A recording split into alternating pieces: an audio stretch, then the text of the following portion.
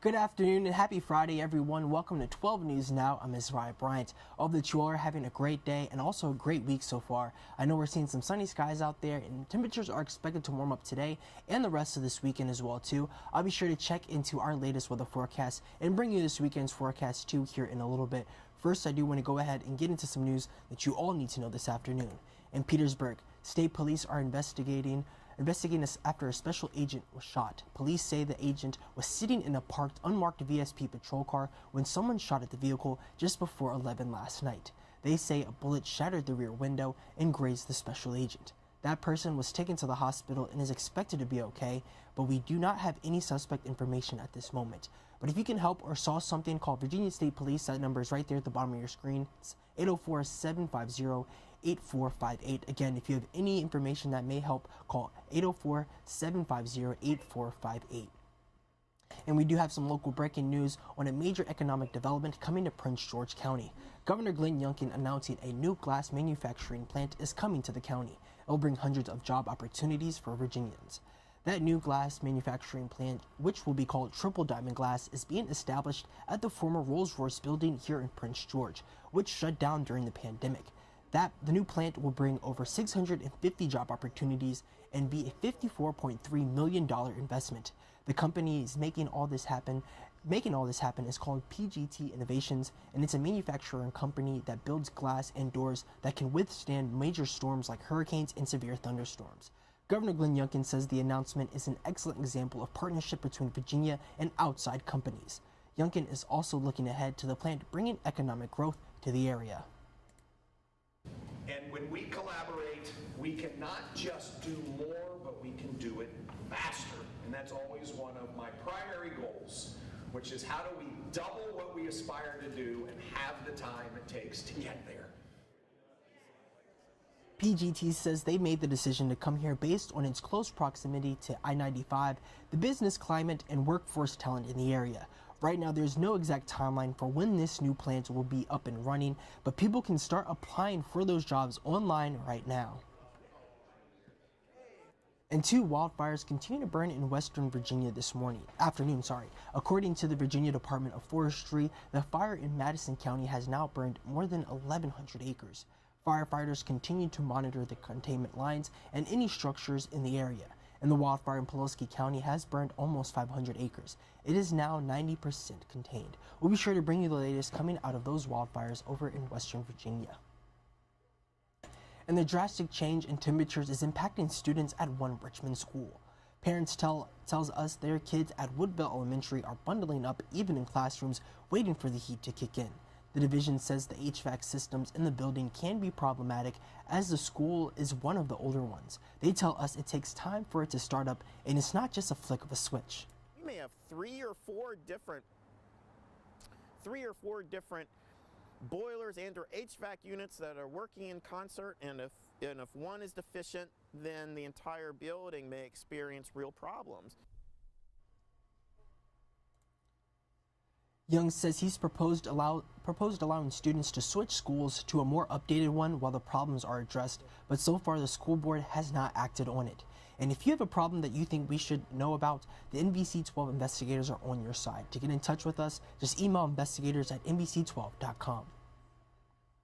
And this afternoon, recovery experts and educators are reacting to Governor Youngkin's new executive order. It's aimed at enhancing parental notification of overdoses at schools. He's calling on school divisions to notify parents of overdoses within 24 hours. Raven Brown explains. While this is starting to do the right thing, this is just one more piece that really needs to be addressed before we really find, the optimal answer. Governor Youngkin fighting the fentanyl epidemic and working to reverse the increasing trend of students overdosing in schools. The governor says schools will have 24 hours to notify parents if an overdose happens. Virginia Education Association President James Fetterman says it's a step in the right direction. Majority of the events that are happening, it should be a part of transparency. It should be a part of visibility that we're informing our school community of things that are impacting the students' ability to learn and the environment that the educators are expected to work. The order comes after 9 students overdosed at a Loudoun County high school last month, and parents weren't notified until 20 days later. This week, the Biden administration also urging every school across the U.S. to have naloxone nasal spray or Narcan on hand. You know, I lost my son as a direct result of substance use, and you know, anything that could be done or preventive measures to save lives is something that I support personally as well. And Jesse Wysocki of the Mission Foundation is also fighting to save lives every day and knows all too well the impact of substance abuse. you know, at the Mission Foundation, we believe in saving lives, and you know, that's what naloxone does. It saves lives. You know, it's not going to harm anybody. There's no all the studies and all the educating that I've been on naloxone, it doesn't harm. So why not? Why not have it in the schools? He says it's equally important for parents to know what's going on with their kids in school and steer them away from peer pressure. That education is very important. Educating your kids on drugs and educating them on addiction, on substance use, and you know, helping them. You know, prevention, education, and prevention go hand in hand. You know? On your side, Raven Brown, NBC 12 News. The order directs the Virginia Department of Education to issue guidance making sure school divisions notify all parents of school-connected overdoses within a day. We did reach out to the department to see if they have that guidance ready, and we're still waiting to hear back. But before we head out this afternoon, a reminder for those of you planning on voting early, tomorrow is your last chance to vote early in person. And don't forget, Election Day is Tuesday, November 7th. We'll have live coverage of some of the most notable races in our area on that day at 10 p.m. But that pretty much concludes all the news that you will need to know this afternoon. Thank you all so much for joining me. Let's go ahead and take a look at our current weather forecast. Right now, we're looking over the city of Richmond downtown. As you can see, there's some sunny skies out there, not much clouds in our area. And today is our verified best weather day of the week. We're seeing some sunny skies with near normal temperatures this afternoon. Highs are going to be in the low 60s.